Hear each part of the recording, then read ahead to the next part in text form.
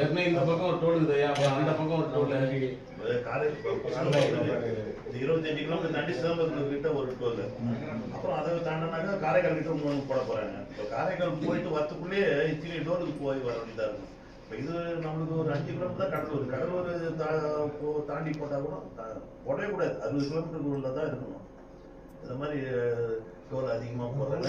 இது நம்மளுக்கு பாண்டிச்சேரியில் இதான் முதல் டோல். நீதிமன்றத்தில் விசாரணைக்கு வந்து ரொம்ப தெளிவான பதில் சொல்லியிருக்காங்க. ஏன் சென்ட்ரல் கவர்மெண்ட் பதில் கேட்டுக்கிறாங்க. அது வரைக்கும் இவங்க வெயிட் பண்ணோம். இவங்க அவசரமா நாளைக்கு தரங்க. நீதிமன்றம் 8ஆம் தேதி வழக்கு வந்ததுனால 2 வாரம் நோட்டீஸ் அனுப்பியிருக்கிறாங்க. நேஷனல் ஹைவேஸ் அத்தாரிட்டி இன்ஸ்டிடியூஷனுக்கும் தேசிய நெடுஞ்சாலைத்துறைக்கும் நம்ம தலைமைச் செயலருக்கும் மாவட்ட ஆட்சியருக்கும்.